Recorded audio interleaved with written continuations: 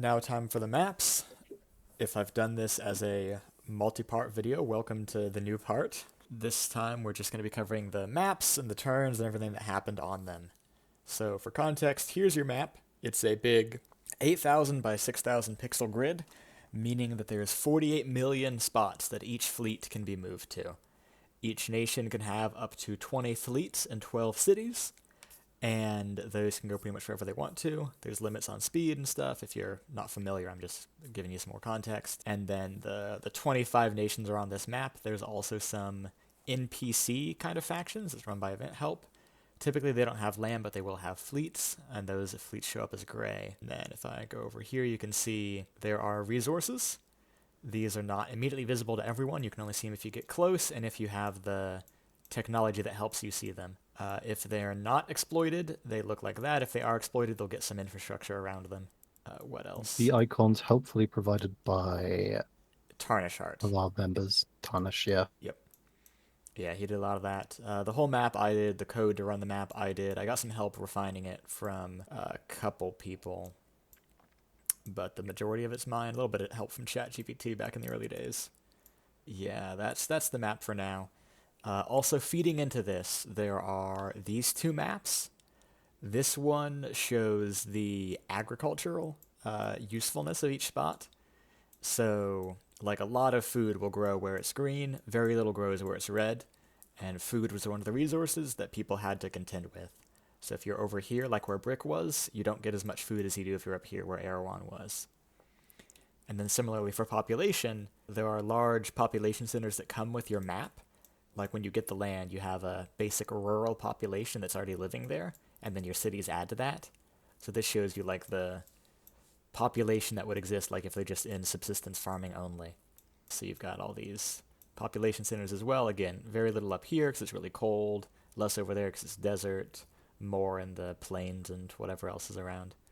So these maps fed in to the calculations that determined the stuff that people had. But starting now with the history, turn zero.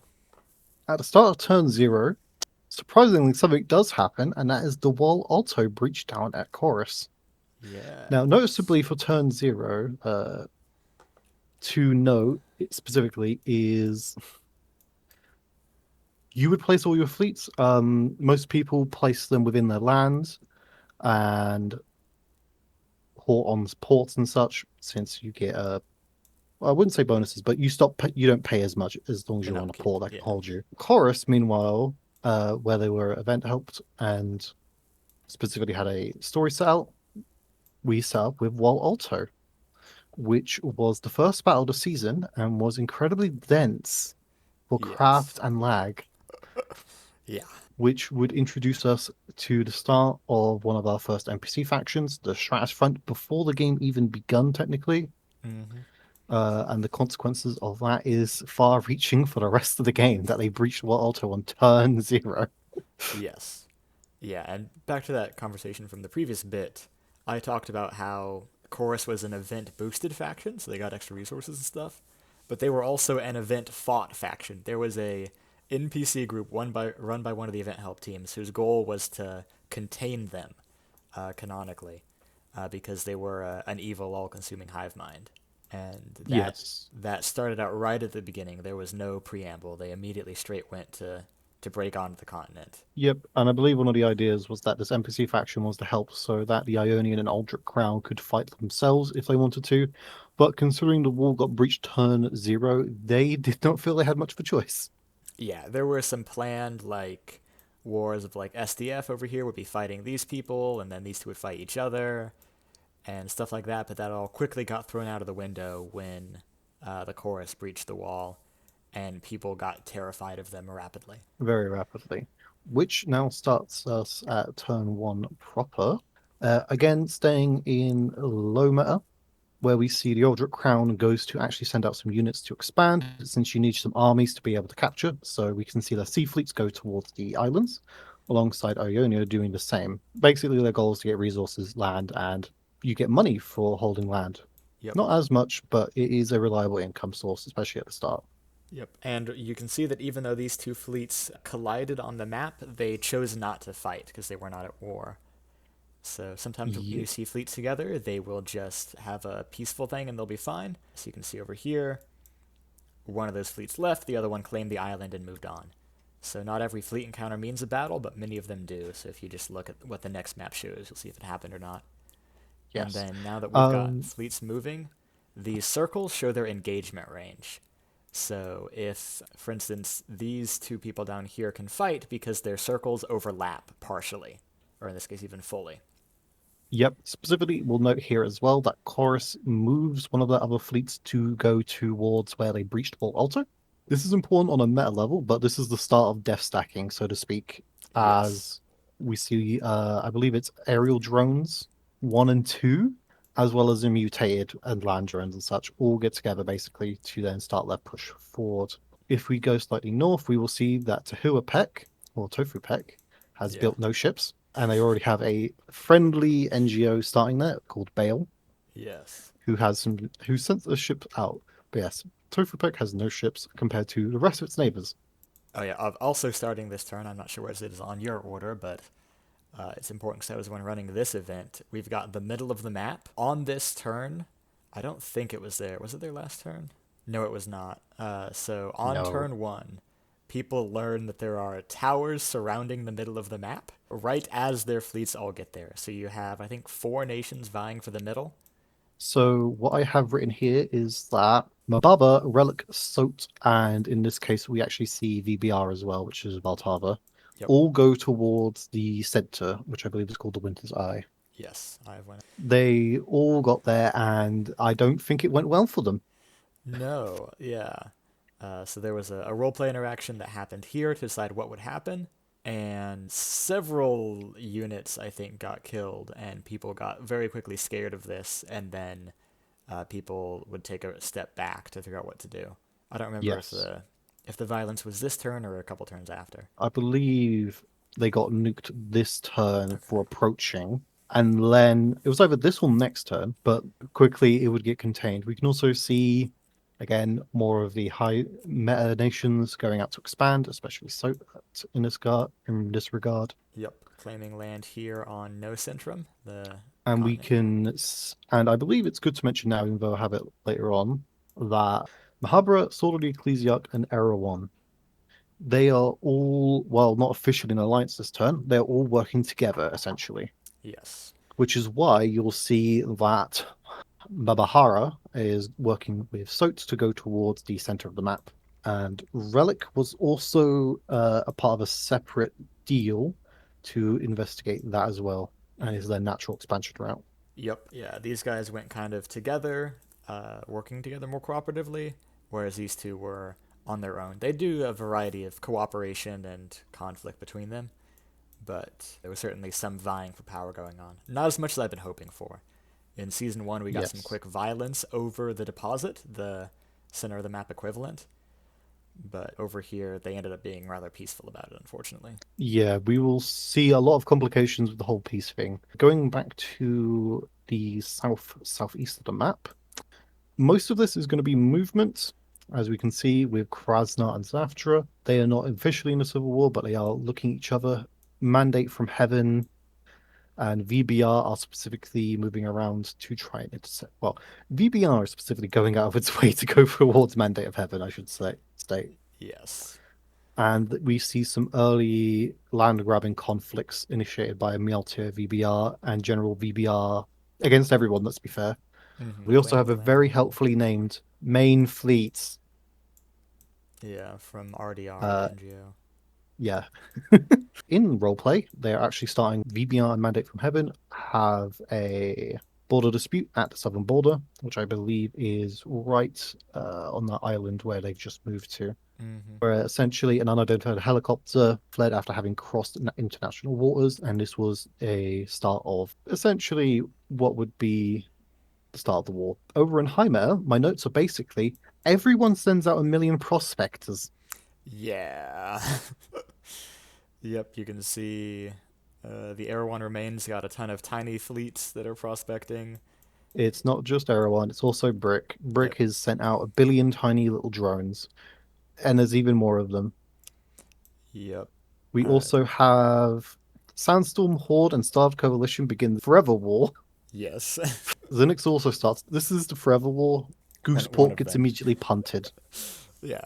Yeah, there was a round of conflict going both ways here. And I think in this first round, you got similar like percentage forces trades.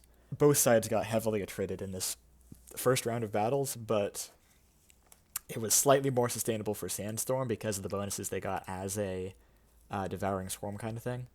Yes, where Sandstorm Horde is a devouring horde, they are basically built for attritional warfare, unlike a normal faction where you just lose your resources, Mm-hmm. provided you don't get your special resources back, but they're more suited for it.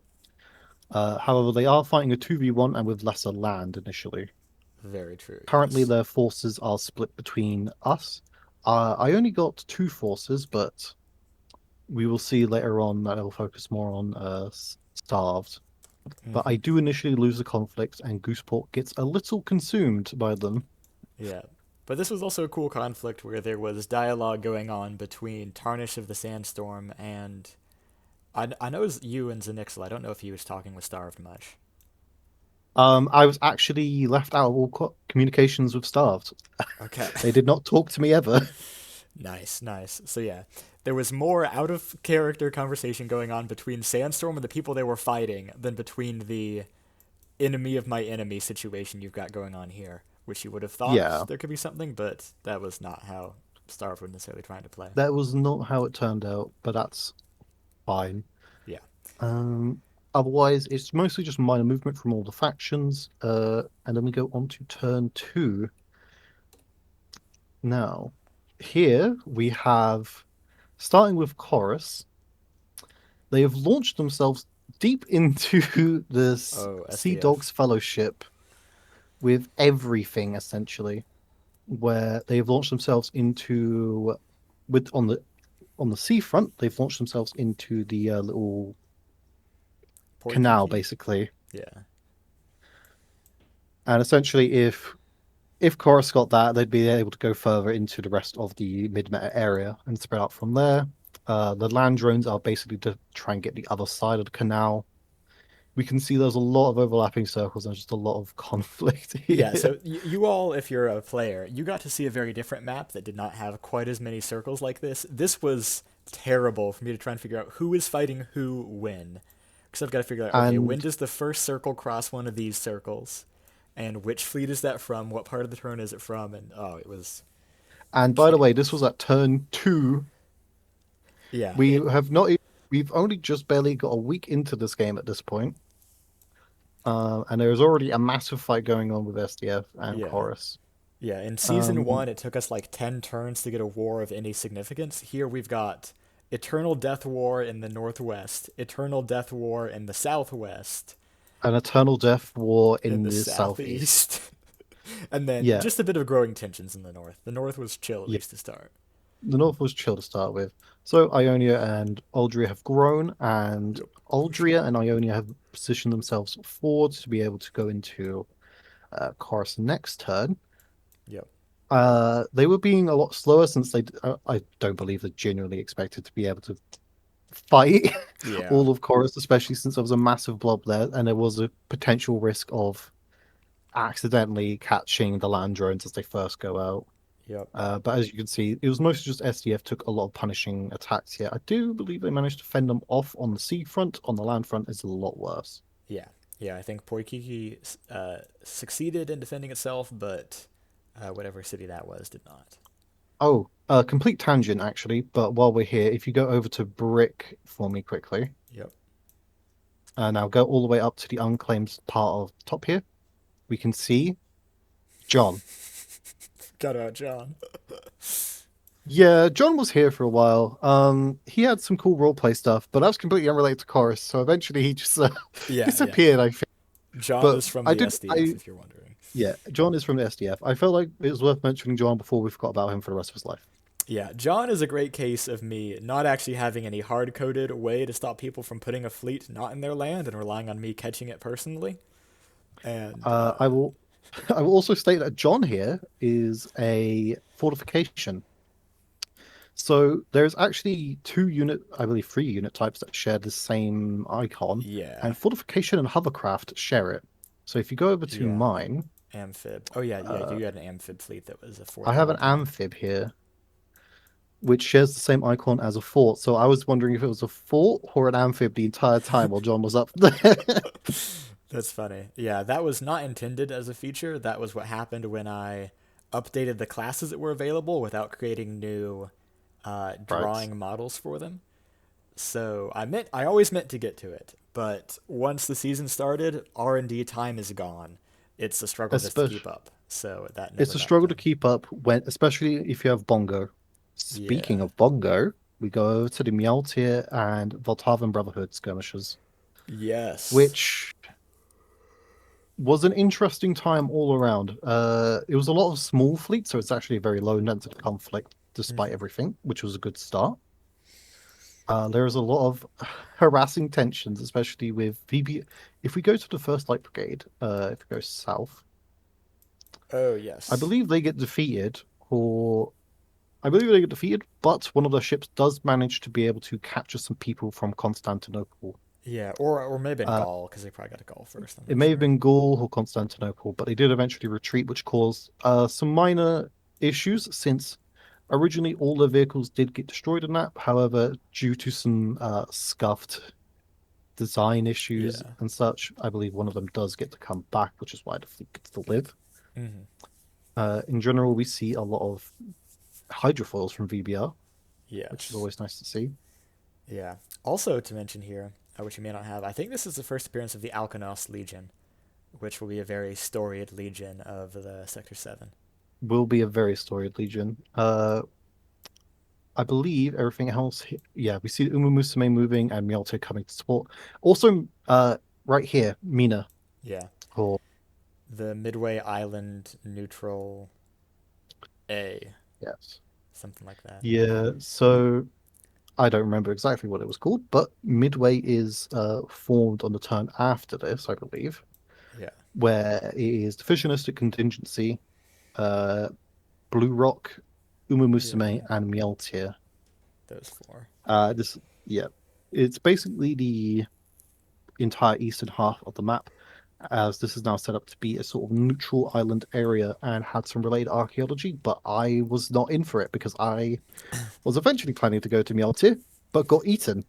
Yeah. Okay, some more lore that I've got available for this. So when I designed the map, like I drew this by hand in Microsoft Paint, and I was like, okay, you've got pretty clear spokes. That's an intentional design motif. It's not meant to be realistic. It is. This is an artificial map. But you've got like your broad six spokes, and then I was like, let me put a very strategically significant island in the middle of one of the big seas, and I'll call it Midway, spelled with an E at the end to be different. And I was like, okay, people are gonna fight over this because if you control that, now you have everyone around here in range of fast units, and you've got a base like that's an unsinkable aircraft carrier kind of thing. You If you're could familiar. imagine it that if you had a jet aircraft, you'd be able to touch Relic and you'd be able to get immediate access to Nocentrum, which is the area to the Yes. left, just above. You would get access to the entire of the archipelago below you, and you'd be able to get beachheads onto Thick and the islands Yeah. with just aircraft. And you So wouldn't be able to strictly sink it without a siege. so yeah, really strategically important location. Even has coal on it, which is cool. And no one fought over it from the very beginning. Actually, well, eventually people fought for it. Eventually, people fought for it for different reasons, Yeah. but not strategic. It was technically strategic reasons, but we'll get into that eventually. It was a neutrality focused area, so we eventually had some resorts and stuff there. So it actually turned out to be a nice, cool location. Yeah, and I think this is also so the turn before this Voltavan fleet arrived, the Third Guards Airborne, I think, and Yes. they sabotage this anthracite coal mine, but no one knew about it until they went to try and mine it, or they saw something may have been wrong, and I don't remember if the VBR actually got away with doing that, or if they ever got found out. I do not remember. It's been too long. I do not remember either because VBR, I might as well mention it now, since it's a note for later. VBR is responsible for so much Chaos. Terrible stuff. Uh, Yeah. I believe they were single-handedly responsible for changing the spy system. Somewhat, yeah. I know it was more than just VBR, but Bongo was a major component in getting it changed because there was a lot of spy actions going on that demanded a lot of attention. Yes. Yeah, I spent like probably an hour or two one day just sitting down with Bongo as he tried to assassinate and or kidnap the leader of Mandate from Heaven using gorillas on drugs, I think.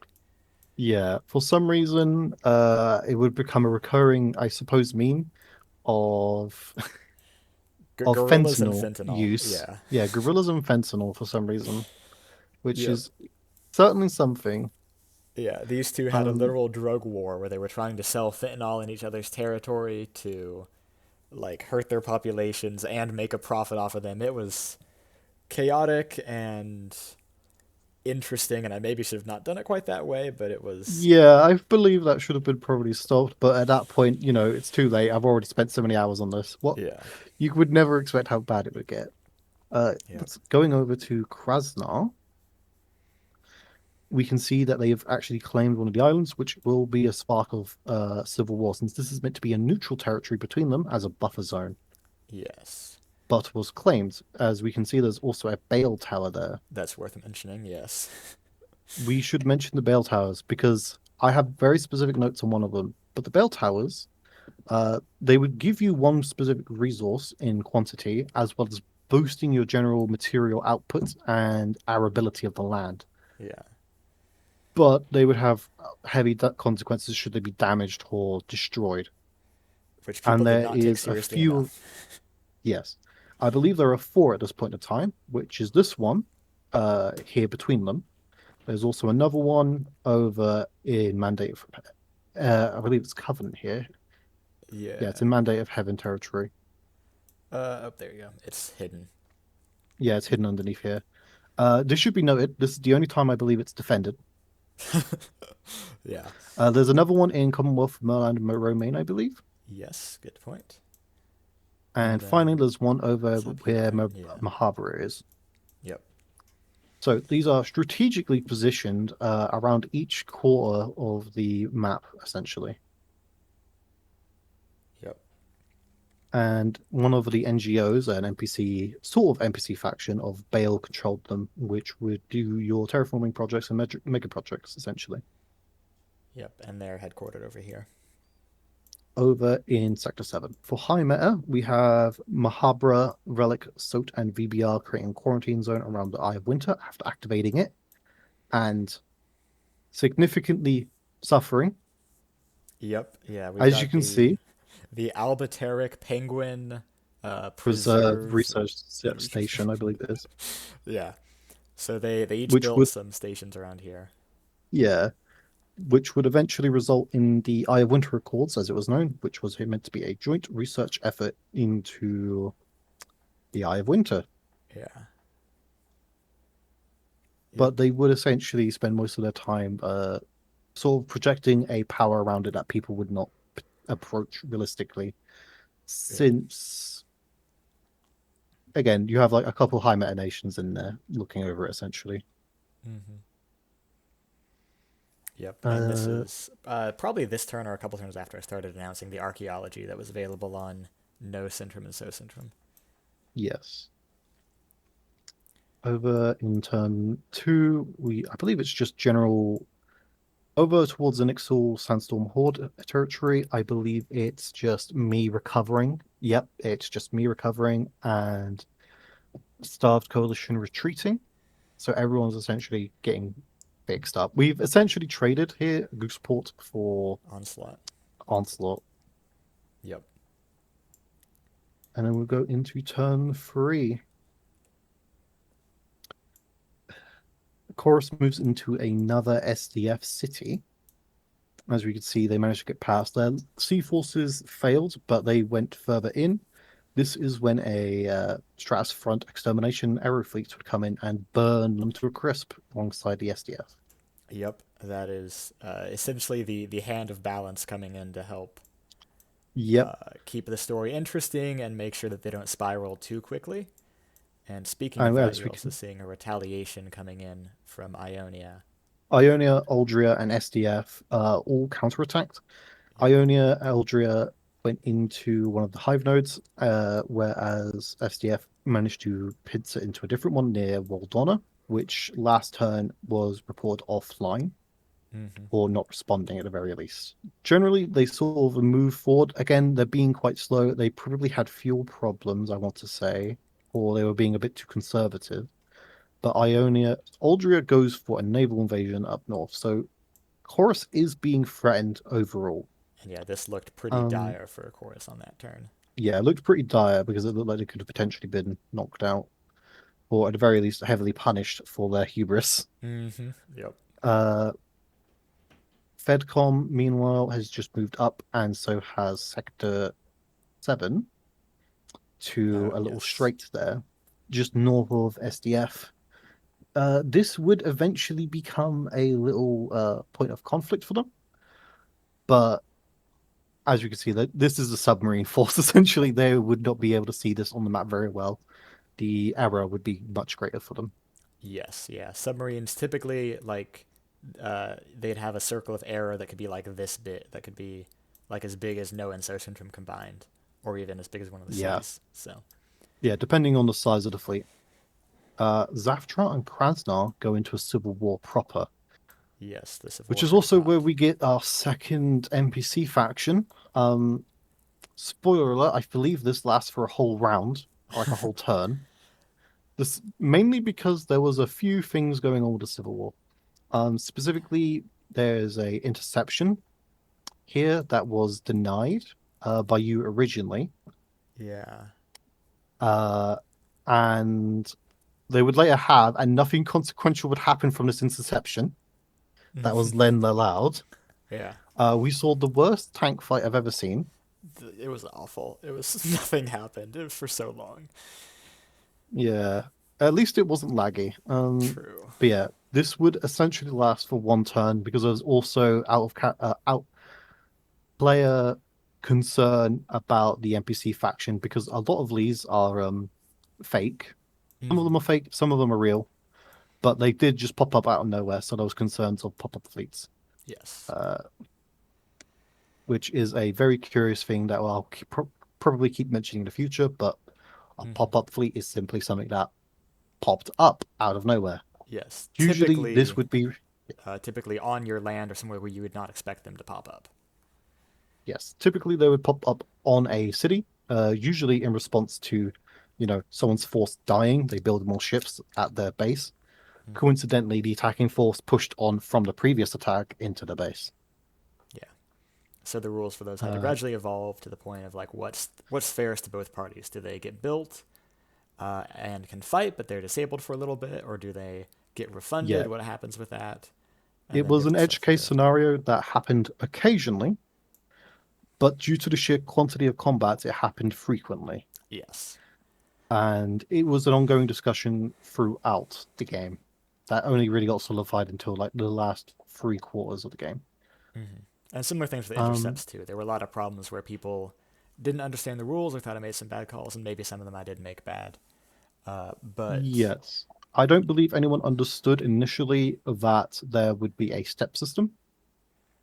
yeah, you can see In here this the case, the yeah, lines start out white and then get darker, so that I can line up to see if they're on the same time step. There's 10 steps in total every turn.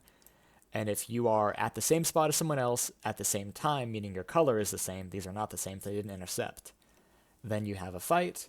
Otherwise, you don't. But I ultimately put more leeway in there where, like, if you got kind of close and both sides wanted to fight, then you could fight. But it would only be if both sides did indeed want that fight to make sure people didn't get forced into it if they, by the rules, didn't need to fight. and later on, people would figure out that you could set a midpoint to be able to synchronize a combined force altogether, Yeah. since you would essentially all get there on the same step at the end, which was the most important, and you wouldn't be spread out closing in. Yep, yeah, if I saw that as I Um, pointed out. yep, we can see here that the Bale Tower of a Mandate from Heaven is still protected. Yep. Oh, yeah, and Rumo, yeah, and then we have the United Provinces of Kayatari split off from the Rumelian Empire. which is also, I believe, another one-turn civil war on the True. same turn, nonetheless. This one was kind of interesting since there was a nuclear weapon in Mm-hmm. play which didn't get used. Oh yeah, there were a lot of nuclear shenanigans in this corner because these guys picked the Yeah. trait that lets you start with Uh, 10 nukes, but not the ability to make more. Plus, it starts with a heavy penalty, so Rebelia would eventually split from Kayatari. Yeah, their economy Also, was bad even before they split. After they split, it didn't really get much better. one of the players as well, I believe, would leave Kayatari and join Event Help in the Yes. form of Sir slash Mam slash Choco Pie, Yeah. I believe now. Yeah, Yeah. and the intended like cool stuff that they wanted to do between the players kind of got more bitter as things heated up, and they realized that scarcity caused conflict. I think between those two. Also worth noting, you've got the Covenant here. So these three countries, I believe, ended up being. I think Rumelia took that when Rumelia, Kayatari left. Rumelia, Mandate from Heaven, and Eon. Eon would go into the Covenant. Kayatari was also in there, I believe, as well. Okay. And So so this was was Bale. eventually after. Yeah, Bale was part of it, but not particularly. Like we grant you a seat at the council Mm-hmm. stuff. Yeah. So we had what the Kayatari would join eventually after the war, I believe, or Mm-hmm. they may have not been a part of it. There was moverings around the Winter's Eye. Tehuapec is still built no fleets. Yeah. We also have Swords of the Ecclesiarchy moving in towards the fight up here. This would cause Yep. a few. Yeah, this would be like one of the first. Essentially, it would result in a large talk eventually between me and Sandstorm Horde, Swords of the Ecclesiarchy, Mabarara, and Erewhon, Yeah. since they wanted to enforce peace here, but they just sort of appeared and then were going to enforce it. And me, Sandstorm Horde, and Starved have all just fought, and we've all attrited very heavily. There is now a completely fresh force from a new high meta faction coming in. So there wasn't really anything I could do to oppose them if I wanted to. So I was strong armed. I felt Sandstorm Horde. Also, again, you know, it really sucked to die turn 3, 4. Yeah. So they acquited to the demands, and Starved Coalition was very competitive. But again, even in that situation where they're heavily retreated, they just sort of you deal with the situation until you build up. Not to mention that they were being backed by Mabra and Erewhon, Yeah. which would form the northern spoke. This is a case where these people were enjoying the fight they were having generally, and didn't necessarily want outside intervention, even if that intervention made sense in our lore wise. And I think this is also where Sword of the Ecclesiarch probably got the nickname Sword of the Fun Police. They became sort of the fun police and then sort of the toll booth. Because generally, again, they were mostly very bureaucratic, despite being religious fanatic. Well, not religious fanatics, but religious in nature, Mm-hmm. and generally were kind of world policing to an extent, especially since, again, these are three high meta nations combined, and Mm-hmm. I'm just a mid meta. Yeah, not only that, they are high meta and some of the most economically powerful, and they're They are the most. unified. It's important to note here they are economically powerful because there's three of them that all have very arable land and good resources on them. Yep. Well, good resources tentatively. If they were to claim Starved Coalition territory, they'd be very rich in all resources. And if they took over Nocentrum, they would also be, yet again, rich in special resources. Yeah, there's tons of those here. Yep. Oh, let's see. We're also Uh, getting the start for the assembly of the defensive ring around Ephemera. yep, the defensive ring around Ephemera, as well as we see all the little prospectors stopped for the turn for fuel consumption. Yep. Brick has just recalled everyone in. Yep. Well, they sent them out and back every turn. You can see the arrows go both ways. Yep. Which so those were after your first turn, it stops being about prospecting and just becomes, I guess, it helps their intel about other fleets because, say, if they want to know what this fleet's up to, this is their closest fleet, so it gives them the best intel. So they get to know where stuff is at better by doing that. And also importantly, because they're only like a single craft or so in that fleet, they are incredibly low detection, so the error rate is very high. So Yeah. while we can see it's perfectly here, you would see basically something blip out, and they would get good information on your larger fleets. Yep. And those were so Going cheap on too. to There was no waste to it really. yeah, and then we go on to turn 4, Okay. where we meet our first pop-up fleet over in Chorus. Oh yes. So Aldria, Ionia, and That SDF is a big all one. get into one big fight with a bunch of stationary drones. So this is basically the first ever pop-up fleet with a fortification, and it does not go well. It really does not. It's also just absolute mess. Look at all those lines. Yes, huge battle all told. Like that was one of the slow ones. And throughout the season, if you ever wonder why it takes so long to get through highlighting all the combats or what forces are where, I can barely identify what is that first army in there and third army. Yeah. First army, Horde third of fleet, Psychic second fleet. It's Ascended that's behind it. yeah. Yeah, Yes. it's The a it's a bit of code a mess. the code will automatically try and place names to avoid overlaps. Like if you see three fleets over here, the names get placed that way they don't overlap in different corners. But up here, like that, it's bad. It's so bad. I need to mention as well, again, you can have up to 20 fleets per nation, and there is a free nation strong coalition. Yep, an absolute mess. Zaftra Krasnar, war is over. Same with Rumelia and Kayatari. Yep. Or I believe this is basically the last of their maneuvering. I don't believe any more fights happen. Yeah, I don't think Yeah. so. I believe Ruma Kayatari, this is also the last of their fights before it ends. There's so much to mention. I'm not sure what Kayatari does for the remainder of the game after this point until we get to the very late of the game, Yeah, they were since pretty I quiet did for a not want to while. go into. They were very quiet for a while. I suppose while we're here, Sector 7 and Mahabra. The turn prior to this, there was a little bit of a conflict between the players, Oh yes, which was very big yeah, conflict. yeah, which was resolved, but it was essentially not. It was just very not pretty. Because I think the issue was these guys were trying to like blockade the middle, and they would kill anyone who crossed the middle. And Sector 7 wanted to move the submarine over here, which would need to go through the middle. So they were like, you can't do that. We're all going to kill you. And he's like, what are which you is doing? You're the which is a, most powerful nations on the map, and I'm just a little guy.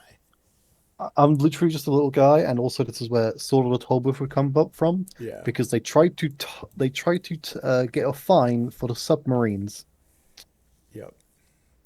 which was incredible to say the least, as well as the fact that Sector 7 um started here, which was not originally a permitted area, but sort of started here because it was the one of the few locations that we could put them in for a mid-meta area. Yeah. So this was essentially like the starting expansion, whereas for Mahabra, they've basically expanded down into a lower meta region. Yeah. Yep. They jumped pretty far away to the point where their neighbors were no longer competitive with them.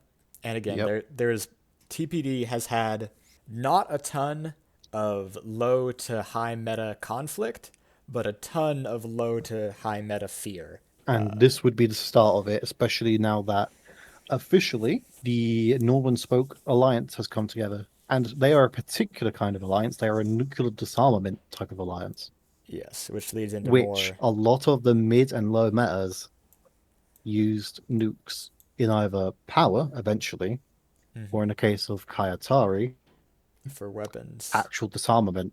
So this was a constant threat over there, especially since one of the other high meta nations, the fusionistic contingents, is nukes.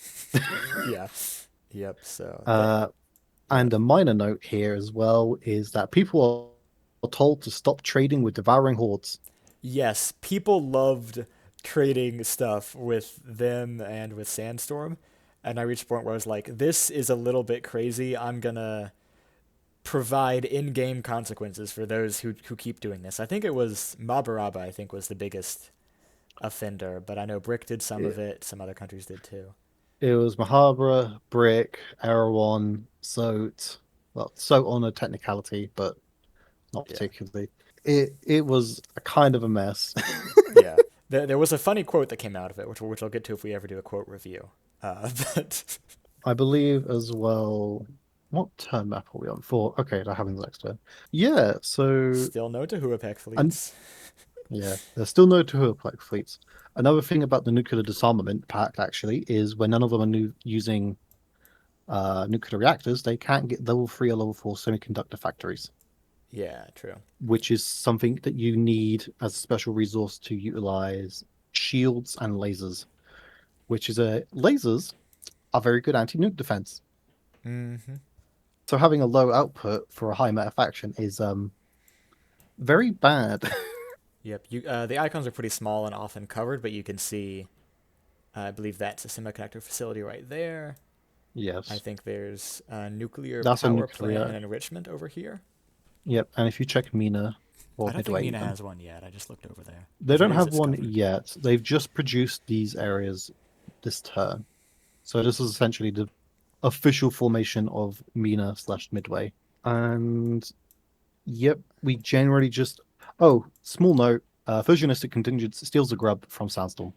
Oh yes. Yeah, that might have been them. That is them right there. I forgot they ever built a city over there. That's funny. They literally just build it to steal a grub and then leave. Yeah. Everyone also did the same. Yeah, people tried. Yeah, did that with them. It's kind of crazy. Yeah. What happened as well, especially on this turn, is that uh, we were quoted for a really expensive cure that required a lot of RNG because it was turn 4. Yeah. And I was sort of there being like, I please don't strong arm me into this anymore. I'm gonna cry.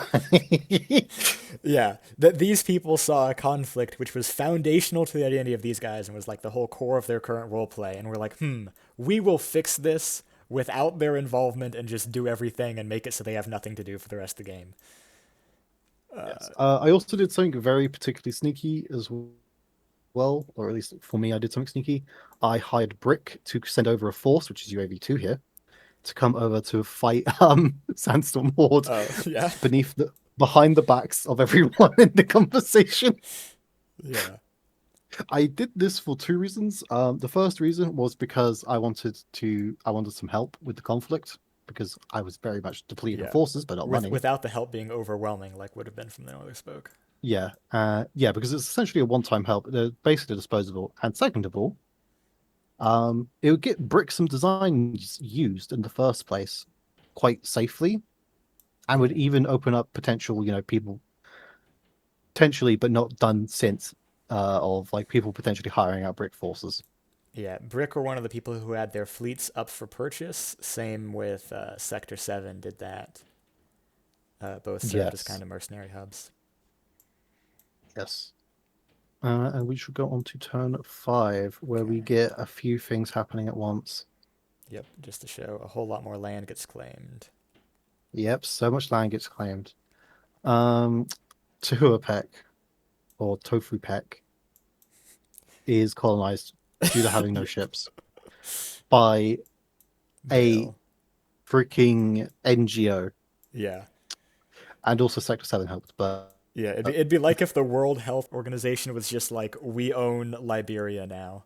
yeah, it's very much the equivalent of Chile is now owned by WHO. Yeah, that'd be better. Chile's more comparable in size. We also then have a bunch of conflict. We also then have a bunch of conflict over with Aldria, Ionia, and SDF. Aldria and Ionia back off. Ionia is maintaining a position over the nodes to suppress them. Yep. SDF finally clears the land of most of the people there, and the Straps Front Extermination Fleet moves in. Yes. I believe they carried a mountain with them, or a Yes, wall that was segment. one of the funniest battles of the whole of I TP believe Republic. I was recommended in the side chat or the VC there that it should carry a wall segment. Yes, and I did that, and I am so glad I did. It was hilarious. It was very hilarious. The fight was very laggy. There were some beautiful designs, and then there was the chorus vehicles. Yeah. It was it was a whole segment. People were essentially mixing themselves up. Is that a royal yacht? What? Yeah. Honestly, I I actually it's a I royal. don't know Yeah. that. I don't. No, Oh, there yacht, was not a something that yacht. happened there. I Uh, see. Oh God, I didn't notice that originally. Jeez. yeah, that might have been. I think that was a thing coordinated with Merlin. I don't remember the full details. Yes.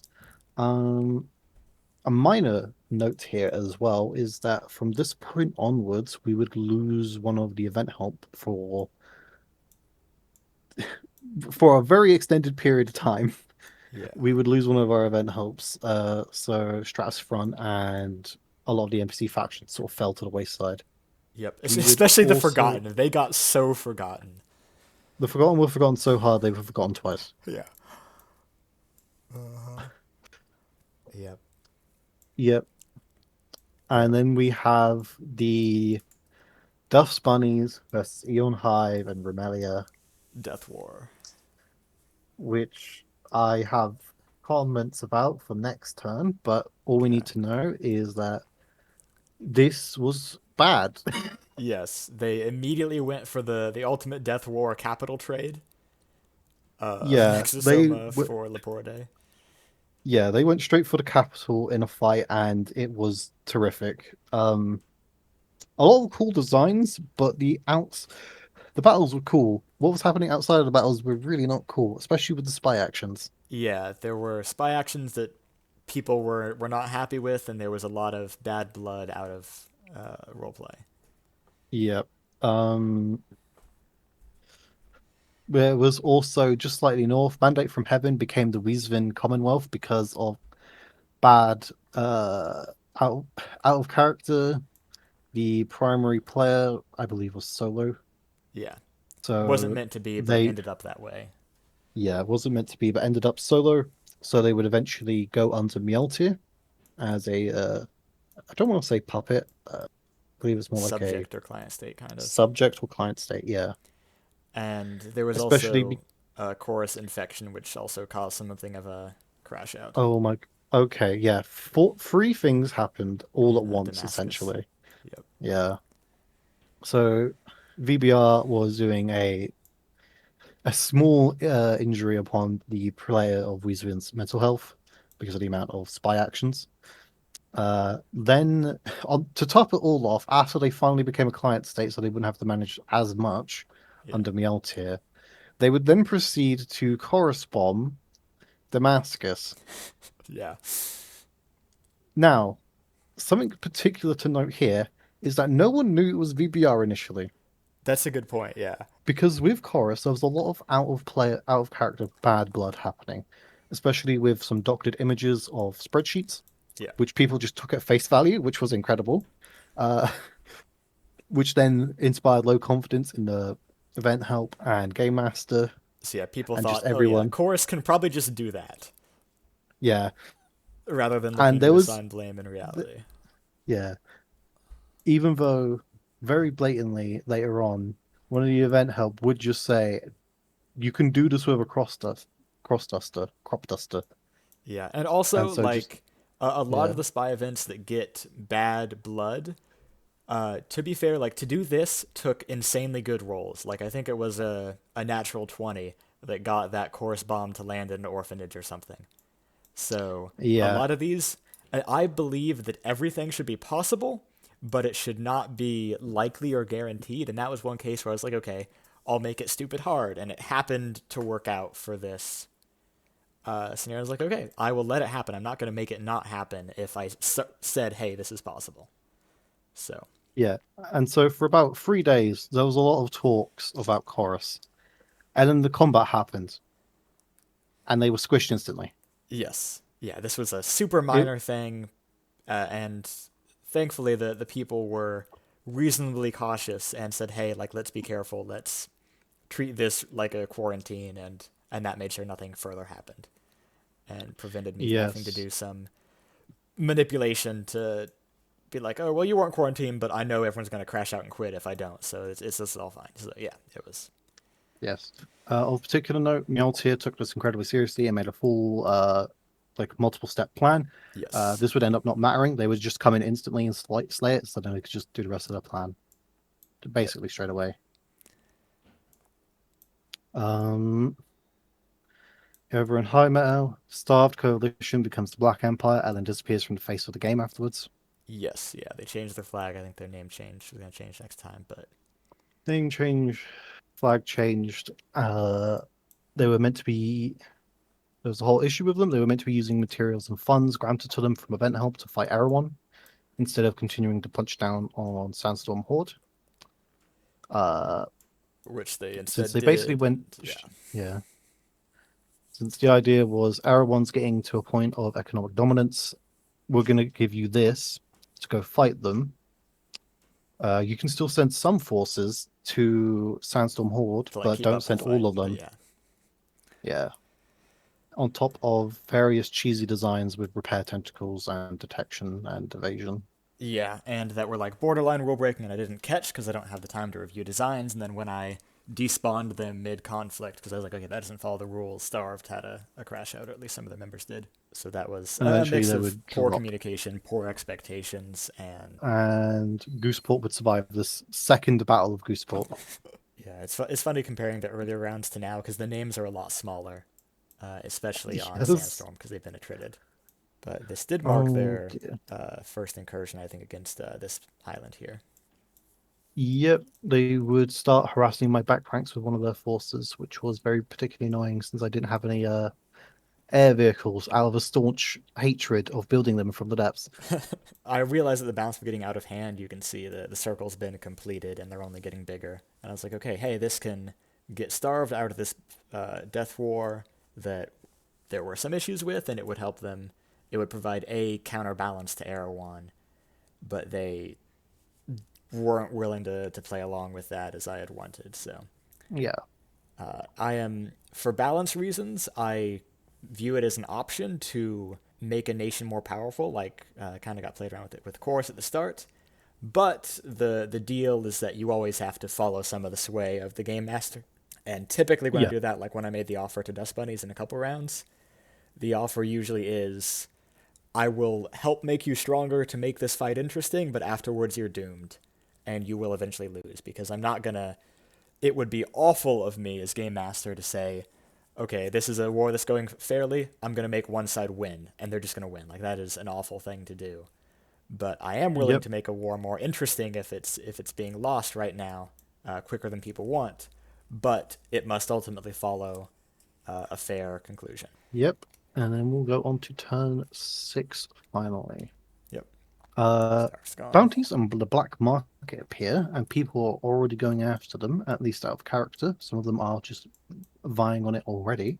Yep. The Wanfang Um, convoy, yep, we have a bunch. Wanfang FAC, SF still going Um, on. Another Forgotten Swarm. oh, I suppose I did forget to mention on the last one. There was a Bale fleet that attacked a Sandstorm fleet and won, but it Oh was one of the yes. fights of all time. It was it was one of the first Bale fights, and it Yeah, was they one of their had newer a designs as like well. a It whaling fell into fleet, the I think water. it was. Bug Yeah, whaling fleet if Yongye. yeah, it fell out the water and started pack blasting a bunch of people, and there Yep. wasn't any detection. Um, so after joins in on the chorus hunting, there is 100 months of chorus fighting. Yeah, so much course fighting. The Forgotten Swarm 2 was so forgotten it disappeared and became Forgotten Swarm 1. Yeah. Yep. Uh, Or no, the Forgotten turned into Forgotten Swarms, and then they moved, and then I think they either sit there or they despawn in a couple rounds. yep. The Extermination Aero Fleet just sort of hovers there. Yep. Waiting on And stuff to work out. Tofu is forced to build ships. Yes, they get their very first fleets, Flota Totomac, and not gonna say that because I You are don't know not we're how. not going to try it. They're forced to build fleets. Under their new overlords of Bale. Exactly. Fedcom moves out of their ports, which is an important note for what will happen in the future. Yep. And they, I think, take their first steps against Chorus. Yes, they go back to one of their original locations to basically just support that, and then they're going to. The plan was to then go to Chorus at some point. Yep. Um, Mid meta, we there's Eon Hive. Uh, hold on, let me read my notes out verbatim for this part. Just a clown fest. There are also Discord problems going on with Rockboy slash Onyx slash Terabyte with Eon Hive. Just a lot. VBR has to concoct a plan to be worse than these guys. Also of particular note is the bell tower is not being guarded. Yes, the guards leave. The guards leave. Or they actually were left a round or two ago to fight that Yeah, war. they left a round or two ago, I believe. Yeah. VBR is also asked to give up part of its territory to Relic due to suspected crimes of humanity and being quote unquote unpredictable slash unstable to even Relic, which is a compliment for Relic. They Mm-hmm. also then comply, which is incredible. Yep. Yeah, we have more of a lot of just combat for Dust Bunnies Eon, which Yep. Which was just Remelia gets spiraling. involved in now too, and then Yes, Rene gets involved in. I believe there is some nuke posturing. I believe, yeah, there was threats to like I think nuke Leporidae to nuke the Eon capital while the bunnies were in the city next to which was Soma. one hell of a plan. Yes, those spy activities were I set a very high difficulty, and there was some luck that made it feasible, and people got annoyed at that. And I was like, every spy action Yeah, you want to do will be some amount of possible if they get super lucky. And yes, it is a feels bad moment sometimes, but yeah, I believe most there's a small border between Relic and Soat on the land of Nocentrum. There's yet more maneuverings. People are basically getting of note. There is back up towards Zinixel. There is the bounty there, which becomes of interest for both Relic and Erewhon, which is their first and only joint escapade in the future. yep, I am being harassed all across my back line. yeah, The over. plan for UAV2 is to kill Storm's Eye and then come back, but they don't manage to kill Storm's Eye. I have moved one of my largest fleets into range next turn because I was using the midpoints. Yeah, North Spoke lines up a bunch of bounties essentially, since there's quite a few along there straight on either side of them. Yes, they ended up doing, I There's the think, one, fighting the lion's share of the bounties. yes, they take most of them to start with. We'll go to turn 7 and then we'll stop there for the first recording Okay. because my voice is dying. Tofu moves into suspicious range of Commonwealth. Very suspicious. Yeah. There is also coincidentally some bounties there, but they Yeah. are suspiciously in range. Fedcom is going to use the SDF canals to project power over Krasnos Sector 7 since they are having border disputes Yeah. over the area that they've claimed, which is essentially stranded both sides of Krasnot and Sector 7, who are in a alliance. Yep, there's the yep, which were the Mercs. There was just so much combat over there, and I believe there's some forts there. SDF is building themselves back up, Yeah. and Chorus has meanwhile reconsolidated their primary land. Because I believe the Aero fleet, it remains there, but it doesn't do much for the rest of the game. I believe. Yeah. I think it'll maybe play a role later, but it was not meant to totally kill them because as the event, I'm not going to kill a nation. I'm gonna make it possible for the nations to have a fair and interesting fight. So that was just to tone down their power after the outrage from the previous turn, from a couple turns ago. Mm. But I didn't want to finish them. We have more combat over toward. We get a pirate fleet from Zaftra spawn. That was interesting. This one, I think, Uh, yeah. we have yet more Dust Bunnies Eon Hive conflict, which was Yeah. there's so much is happening. I believe I think that's Mahabra there. Yes, Mabaraba is down here. And they had a fight that was kind of okay. They did It intentionally was demeta some of their craft that they were still reasonably powerful yeah. to make the fight It better. yeah. Yeah. Otherwise the whole of the Eon Hive Dust Bunnies war was just incredibly hostile. Let alone reading that in a post with hindsight, it was a very hostile all around. Dust Bunnies was mainly butting heads with Luke in terms of story, Yes. and then Eon Hive was butting heads with Dust Bunnies over trying to just outright kill them, Mm-hmm. which I personally don't find interesting as a story note for this particular case because Dust Bunnies have the actual potential, which we'll see later on in the season. But Yes. again, if they do perish outright, it's whatever. Yeah, It's the game. and I think no one really wanted that to happen. Well, yeah, I definitely wanted that to happen, but in the I interest mean, of preventing like total obliteration and letting them do their story, I think at this point I offered just to get the people apart because that was not a healthy conflict. I was like, hey, Dust Bunnies, I'll help you move to the middle if you agree to this yes, stuff, and they it was so chose to fight it out. bad that one of the players of Dust Bunnies left for a while, Yes, it was this especially turn or the one since after, I think. Eon Hive was so determined to potentially kill Dust Bunnies, they would kill themselves, Mm-hmm.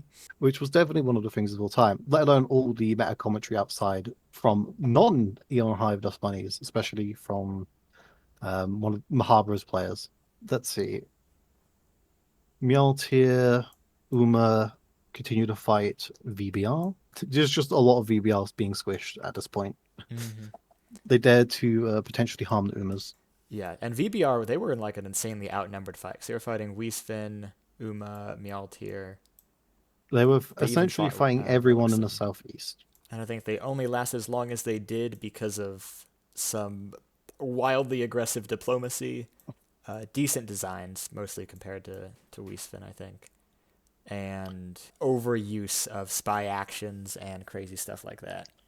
The spy actions prolonged their lifespan by many turns, since in order to essentially counter a spy action for a player, you would then have to spend your next turn and day, most importantly, dealing with what they've done. Mm-hmm. Since for again, this is what happened with Wiesvin, where they only have a single player, where he would have to essentially react to something bad that's happened to him, and it just keeps happening to him. Yes.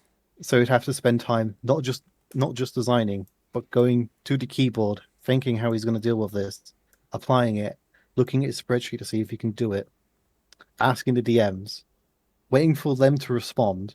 Yeah, there's a lot going on, which made single player nations sort of kneecapped in that Very regard of difficult. Yep. responding back to spy actions. Mjolnir could handle it, and so could Uma Musume, since they were a very large team. Yeah, I think like So eight the people and actual, 11 people or something. yeah, they had about 8 people each, which meant their designers were completely unhampered by the spy actions, and the people who were role playing just dealt with that. We also have, yeah, Relic has just popped up a fleet over Glass Estopol, Mm-hmm. and everyone's moved into position to go on to the bounty next turn. So there's a pop-up fleet battle with first wave Benefit Bethnic. It was generally a kind of a curse battle overall, Yes, but a it little went bit. well. I'm still getting my backlines attacked, even though I tried to intercept them. Yeah, I that then was made the a greatest. clutch move. Yeah, I am now in the. I've made the gravest mistake in the game by trying to attack Storm's Eye. Oh, Now, yes.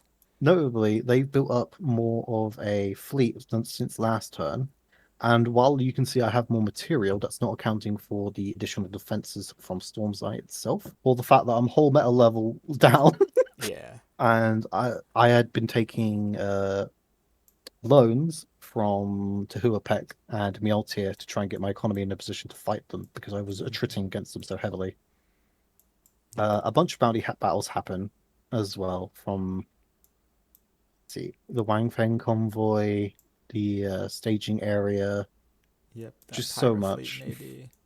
The Forgotten Swarms were again forgotten. A lot of combat happening. Check if there's anything else. Yep, these. Bale is extracting a bunch of stuff for a bunch of people. Yeah, This Bale is sent around important. fleets, and I gave them a special ability to mine resources without needing to own the land. Yeah, Or, it's important to note that Bale had a lot of control across the center of the map, essentially, mm-hmm. and especially towards southeast, since Eon High, then Wiesvin, Rumelia. Rumelia has particular ties with Bale here, Mm-hmm. and Eon was very chummy with them. Sector 7 hosts them, so they're getting a bunch of their stuff mined. And generally, they're kind of all over the place. They are, in a perspective, a silent superpower. They have a lot of projection, since there's a lot of nations that work with them. So if you were to single out Bale itself, it would be hard. But also, Bale's not the Bale player, primary person, was not present for a lot of the Mm-hmm. game. True, yes. Yeah, Kumomo was stepped out for a while. They were perished for a bit. And finally, Black Empire is disappeared, but we've already seen that. Yep. Next turn, turn 8 is where we'll start with the next recording.